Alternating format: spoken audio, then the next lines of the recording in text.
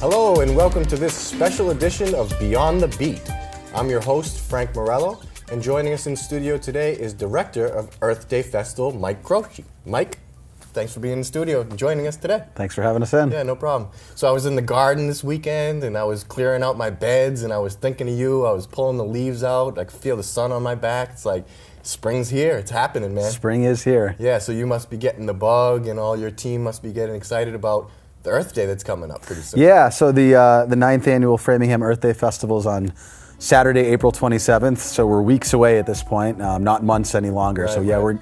we're getting down to crunch time and we're super excited for it. Yeah, so you mentioned this is the 9th annual Earth Day Festival here in Framingham. Next year is going to be the 10th annual anniversary here in Framingham, which culminates with the 50th anniversary nationwide, should I say? How I think, Earth Day is an international movement at this point. It started in the United States, but it's basically all around the globe. So yeah, next year, 2020 is the 50th annual Earth Day for the whole globe, for the Earth, but 10th annual festival in Framingham, as you said. So it's really nice. It lines up. We're planning a big event next year, trying some new stuff. But before we get too far ahead of ourselves, we got to get this year's. Yeah. And why 9 years ago did you and the founder, Donna Kramer, Merritt, decide to put this event together? So this is actually only my 4th year with the festival. I've been the director for 3 years. Right. Donna started the festival 9 years ago.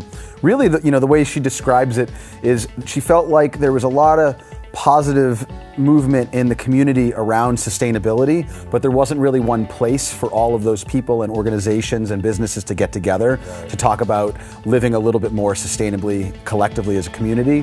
So she created the festival, she and others created the festival as a way to bring together a bunch of like-minded folks that are thinking sustainably, that are trying to be a little bit more green, as a way to collaborate, share ideas, share experiences, and also just have a good time while doing it. Now, I've noticed around here at Access Framingham, at my house as well, we collect a lot of recyclables. So I noticed on the website that we could probably bring some stuff to the Center Common to recycle. Can you talk onto that? Absolutely. So one of the things that we really take pride in with the Earth Day Festival is providing opportunities to recycle what we call hard to recycle items. We have two main categories. We have some off-site recycling, which is just across the street at the Plymouth Church. So in the back of the Plymouth Church, we'll have electronics recycling drop-off. So this is anything from TVs to old toasters to dishwashers and bigger items. We have a large list of electronics that we accept. We also, behind the Plymouth Church, will be a vendor, Bikes Not Bombs, who's taking in bikes, bike parts, bike accessories, and bike clothing. So if you have any electronics or bike-related things, you can drop that off in the back of Plymouth Church the same day and same time as the festival, and then you can park in Plymouth Church and just walk across the street to the festival. Actually, at the festival, the Framingham Earth Day team is sponsoring a recycling drop-off area where we'll have a collection of a number of different smaller but hard to recycle things. Light bulbs, batteries, packing peanuts, any number of other things like that. We have a long list on our website. Totally encourage you guys to check it out. But we've got a bunch of different things that you can bring down to the festival. So definitely check the website for the latest things that we accept and all the details on that. Now, a couple years ago, I attended the festival. It was Access Framingham's 10th anniversary, and the theme was climate change at the time. Do you guys have a theme for this year's 9th anniversary? That's a great question. We went through a lengthy discussion about that as a team. We had a theme last year and a theme the year before. This year, we really just wanted to focus on having the best festival possible. We felt that having a theme could add value to the festival, but also could distract us from just having a really excellent festival. So we decided that this year's theme is the Earth. It's a festival whose theme is the Earth. It's the Earth Day Festival. So we don't have a different, new, creative theme. Sure. We're just trying to have an amazing experience. Well, that makes sense. So why don't you talk a little bit now about some of the vendors that you guys might have? There'll be over 100 vendors this event? Yeah. You want to hit on some of the fun things that we can see? I know I saw an alpaca a couple years ago. He ate out of my hand. You want to talk a little bit about some of these? Sure, the alpacas will be back. Great. They're one of the most popular. Sure. So really, from a high level, we're trying to bring in organizations that have some aspect of their mission as being environmental.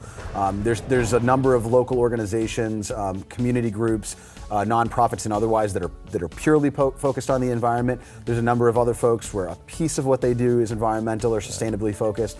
There's a number of individual businesses or crafters or otherwise that have some element of what they do. So a lot of the crafters or artisans that we bring into the festival are folks that make things from recycled materials or do something in that kind of space. So without getting into all who the vendors are, it is a very broad representation of individuals, community groups, businesses, artisans, and craftsmen that all have some element of what they do that's sort of earth focused. Right, so you can get a little bit of information, you can get your hands dirty, and you can have some fun with the kids. I remember seeing a self-container water garden that I worked on, basically cutting a plastic bottle in half and turning it over and planting your plant in there and letting the roots come out the bottle. You sip, and then the roots hang out in the other part, and you can kind of go away for a couple of days and have a self-contained garden right there. I was really impressed in seeing these type of things. It was put on by some kids too, so really fun to see you guys bringing a younger level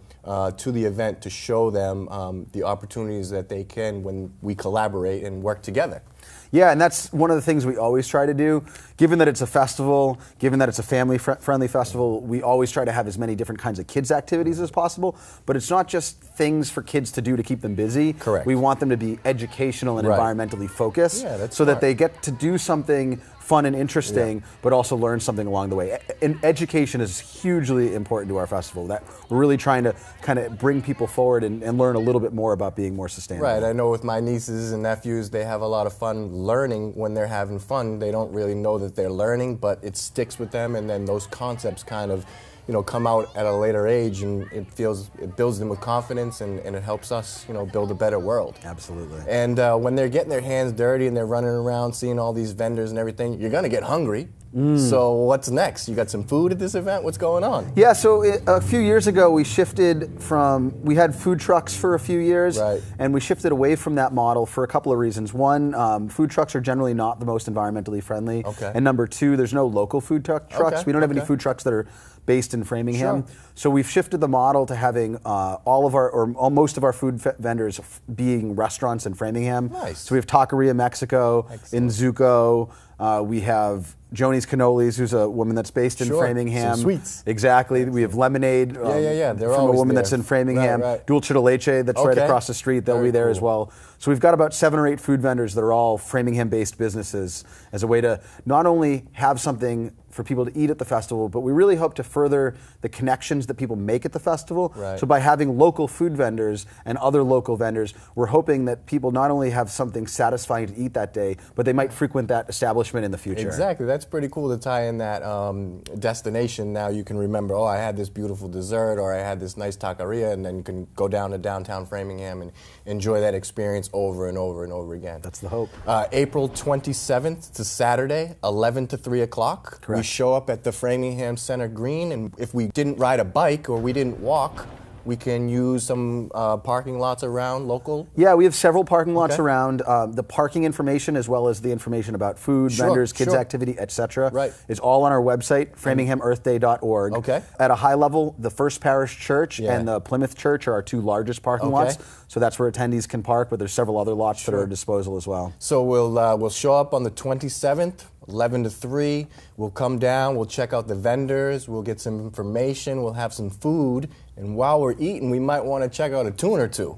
Yeah, so we always have music. Yeah. This year we've got 4 bands and a drum circle. Right. So we have a band every hour at 11, 12, 1, and 2. We got to give a shout out to our boys over at Center Music, Max Larson and them, because they come down to Access Framingham. Sorry to interrupt. No worries. We'll see you there. We have 4 bands from 11 to 3, sponsored by the Center Music House. They take care of all the logistical needs for the music. And then the festival ends at 3, but we have a drum circle playing from 3 to 4 to kind of give us that last boost to clean up the festival. Right, keep that energy going, kind of, Oh, so are you looking for more volunteers, or do you need help with cleanup? Always, we're always looking for more volunteers. We have a nice crew this year, but it's always nice to have more. We say that many hands make for light work. Yes, it does. So if folks want to volunteer, they can go onto our website, framinghamearthday.org, and there's a link to send us an email or sign up to be a volunteer on there. Great, please get involved. I hope, like you said, many hands make light work. So absolutely. If they can get down, even give an hour or two, feel free. So check out the website. That's framinghamearthday.org. And also listed on the website is some speakers. So can you talk a little bit about who would be there speaking? Sure. So between each of the bands play for about 45 minutes, and we have about 10 to 15 minutes between the bands. Yeah. So in between each of those band slots, we have some speakers. I'll be speaking on behalf of the Earth Day Festival, as will Donna Kramer-Merritt. We have Mayor Spicer will be speaking with the Sustainability Coordinator, Sean Luz, on some of the things that they're doing on the municipal side. We have a couple of young women from the high school that are going to be speaking on behalf of the Environmental Awareness Club, and a few other folks that we're trying to nail down as well. So we've got probably 5 or 6 speakers sprinkled between the bands. Well, kudos to you as the director, and shout out to Donna for doing her thing too, because you can involve the youth, you know, and get them involved early. They tell their friends, they get excited, and you know, things can really jump start from something like this. So again, kudos to you. You know, directing this and putting all this together, and you know, you want to give a shout out to some of your sponsors. Absolutely. So we already mentioned the Center Music House. They sponsor our music area. The Framingham Center Nursery School is helping to sponsor our kids area. The Gentle Place Yoga Studio is sponsoring our yoga and fitness. And some of our bigger sponsors. This would not happen without the Framingham DPW. They've been there from the beginning. They help sponsor our porta potties, our composting and recycling area. They do a number of other things for us. They're our biggest sponsor, and a huge amount of gratitude is owed to them. But we also have a couple of local sponsors. Bose and Mutual One are helping us to pay for various aspects of the festival. So without the help of all those wonderful organizations, this would not happen, and we definitely owe it to them, because it's a really wonderful partnership we've been able to forge with some of these local businesses and organizations. It's kind of a win-win for everybody. Yeah, well, again, shout-outs and kudos to you for directing the Earth Day Festival, and Donna and your team for putting this on, and the city of Framingham for coming together and working together as a team to put on the Earth Day Festival. Again, April 27th, that's a Saturday from 11 to 3 p.m. on the Framingham Center Green. We encourage everybody to get up, go out, and be inspired.